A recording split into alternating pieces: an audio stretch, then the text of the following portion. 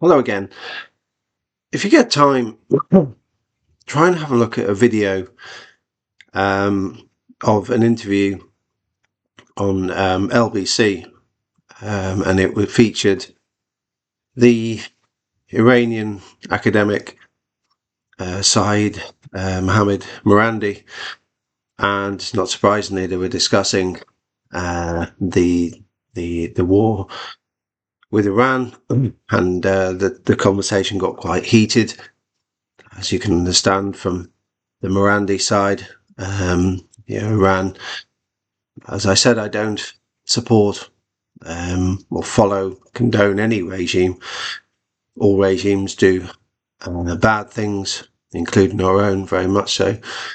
But from the Morandi Iran point of view, they've been attacked twice whilst negotiating. The current war is clearly illegal.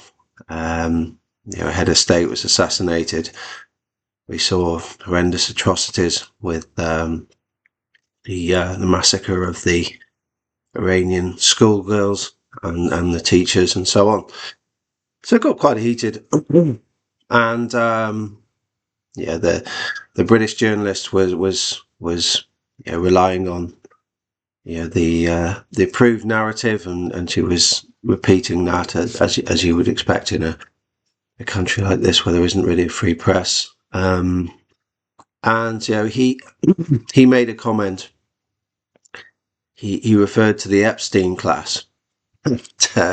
It went over her head, and she kind of caught hold of it and said, "Well, what's that got to do with it?" And she didn't understand what he meant. And I'll try and explain to you what he meant. What he meant, and actually this term, I didn't coin it. I think it came out of various discussions. I think if I was going to guess its source, it would be, I think it's something I heard Morandi bring up when appearing on one of George Galloway's Mother of All talk show episodes. What it means is more than just Epstein, of course. It means the depravity of the people and the institutions who manage our societies, and that works right the way down to all forms of governance. So and she didn't understand that. I mean, if you source it, she's a very sort of staid and pedestrian type journalist, and not particularly well read or intellectually sharp. She's just there to sort of spit out a proved narrative, and it was quite interesting, because I now want to move on to the latest email that we received from Deirdre Ryan of South Tyneside Council. Again, this is signed off by a legal team. I've explained to you on other emails how this works, and you'll see it with material that's released connecting to Rupert Lowe's rape gang inquiries, where social services, the police and the legal profession were complicit in the mass rape of young British girls. Is the legal teams sort of operate very, very cowardly and maliciously in the background, and they send out social workers to do the work. So ultimately, if something goes wrong, they can put it on them. We've said this to Ryan many times. I mean, I've spoken about Ryan a lot in these emails. It's not to pick out an individual as such. She knows what she's doing. She's accepted that she knows that she's involved in cultural genocide, racism, and very, very significant child abuse herself on behalf of South Tyneside Council in this wicked trading model. Same business model you found in the rape gang scandals, where children are extracted from their parents, emotionally sterilised, traded as mere financial assets with private equity owned agencies. So look at this latest email. This is, in essence, a form of blackmail. They use coercion. When you see a child, they try to cover their own corruption.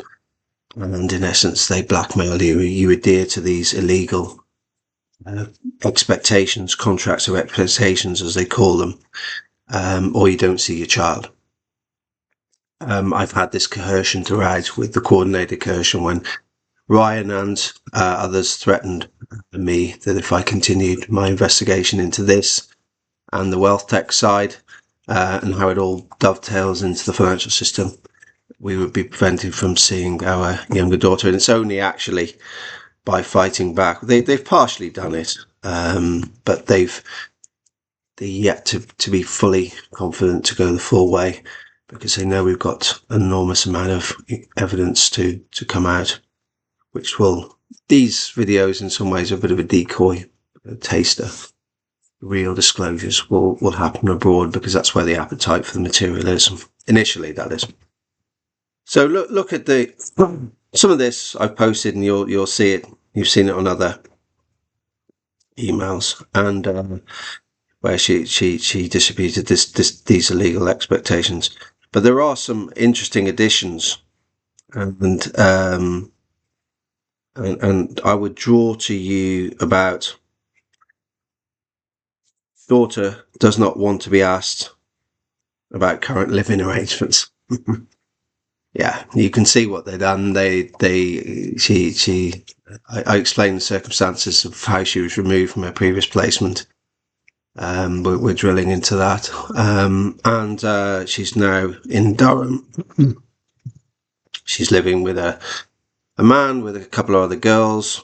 She's taken by a taxi to school by another man. I'm not saying that either of these men are engaged in any nefarious activities, but you can understand where I mean. As a nation, we've learned nothing from the rape gang situation and the mass abuse of our own children. Here's a girl, she has nobody to cuddle, no female influences in her life, adult that is, who, she's relationship with her mother they've set about trying to destroy, and likewise with me, has nobody to cuddle her. She's just dumped, traded around like a financial asset, a stock, a bond, whatever. Such as and this is what I start to suggest about. This is why I open with the Epstein class. This is the sheer depravity of our current societies and how they're managed. Not the people who manage the people.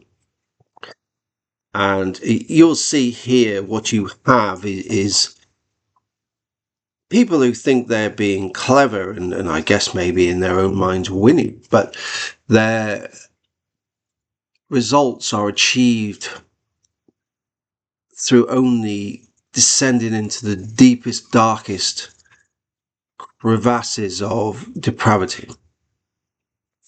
That is the Epstein class. So there's that. Clearly they want to cover their own corruption. So essentially they want to cover their own corruption. And the other one I would really bring to your attention is daughter does not want to be asked about learning Polish. Well, I wonder why. And again, we've had 4 recorded undertakings, most of them involving Ryan, saying they would write to us and say, why is it that the girl who was so enthusiastic about her Polish heritage prior to being taken from us in 2021 suddenly loses interest? We know why you have to destroy the child's emotions. You have to recondition, brainwash them, radicalize them to make them into that frictionless financial asset that can be traded with private equity, with full complicity of the courts, as we've seen with the corruption and gross abuse of office of Rachel Hudson. And we've got more to come to that, particularly when we drill into the ecosystem and the big one, which is adoption. And talking about the finances of adoption really unsettled Rachel Hudson, and she knows very well why that is. But we will come to that in due course, and because of the financial flows of that, it must be overseas. Right, so let's return. Any gifts, cards, letters to daughter need to be effectively censored by the social worker Ryan.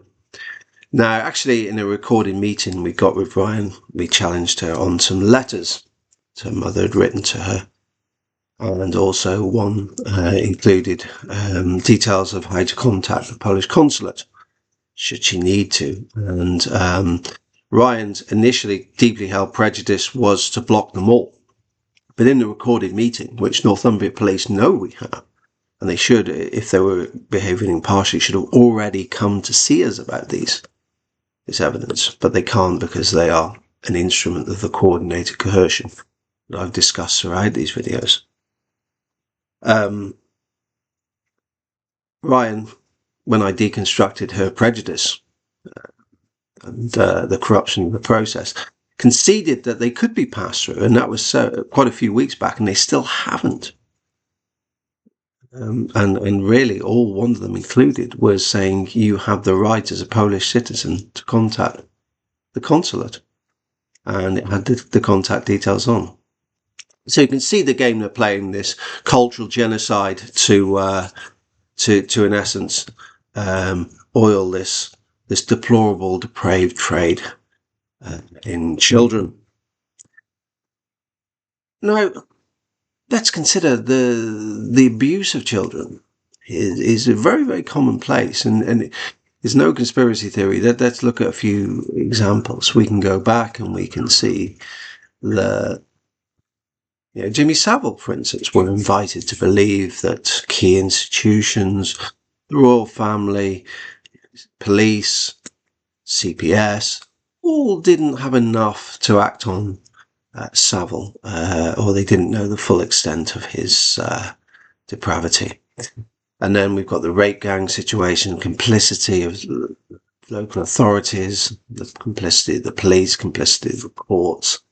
And of course, they didn't know about it, and they couldn't be expected to have acted. And you've seen Rupert Lowe's try to keep momentum of it, to try to prevent a mass cover-up, because what the government have instituted there, they call it the grooming gangs. It's designed to whitewash and slow walk it, in particular that it comes in the other side of a general election, where Starmer is clearly trying to put his own preservation. We've seen that with the FCA, haven't we? And the party above the victims, which is the depravity of society. And I showed you how the FCA did that. I've done that in the case of WealthTech and Woodford. It's the Epstein class. It's the depravity of our institutions and the people who run us. And you've seen it again with the, let's look at the war in Iran from the UK's perspective. You can say, well, why has Starmer played this flip-flop role? It's very obvious why he's played this flip-flop role. Starmer, is very well aware that the Labour Party there's a very, very significant Israeli influence in the Labour Party, and I think that's not controversial to say. Jeremy Corbyn's time would highlight that, and for whatever faults Jeremy Corbyn's got, I don't believe for 1 minute he's anti-Semitic. Not that anti-Semitic is even the correct term. The Semitic people migrated into a region. They were not exclusively tied to any religion, so it's not even the correct term to use. And so he's got that, and the other side on his voter base, a lot of Labour, previously Labour strongholds, and unlikely to be any more, have significant Muslim vote numbers, and Starmer knows that he risks being routed by the Green Party and potentially a general election, Islamic independence too. So he's trying to play this role where we're kind of providing assistance, but it's also defensive. But let's look at it really. There's an illegal war Trump initiated with Israel. You can decide who influenced who. And we have a leader assassinated. We have atrocities of schoolgirls being killed. We have atrocities on a daily basis. And of course, I do acknowledge there's loss of lives elsewhere in the region and their tragedies as well. But it's clear that children are being targeted, institutions are being targeted. So really, if Starmer had any sort of moral integrity, he would have said, because either you're in this war or you're out this war. So either you take the line of the Spanish Prime Minister, but at least made a decision, or you're effectively in the war, and the UK is in the war in a facilitation capacity, just as it was in terms of the genocide in Gaza and the logistical support it was providing for that to be instituted. So he's trying to now say, well, we're kind of allowing the United States to use air bases and doing a little bit of defensive action here and there.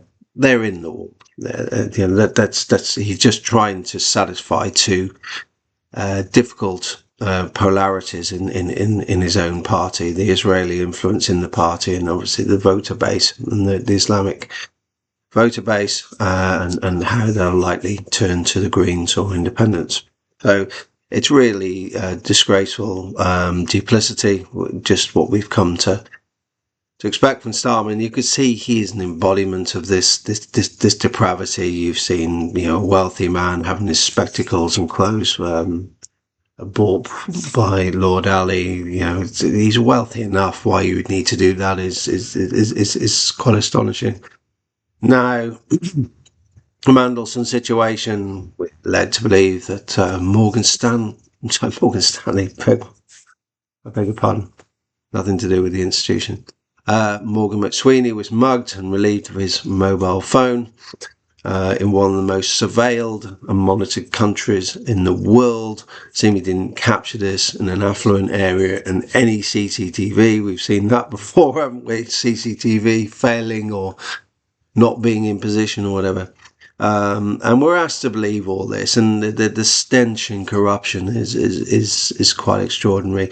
And really, where we're looking at this is why, for us, they want to say that I'm a harasser and something like that. That's standard stuff in a totalitarian society. You've got to conjure up trumped-up charges.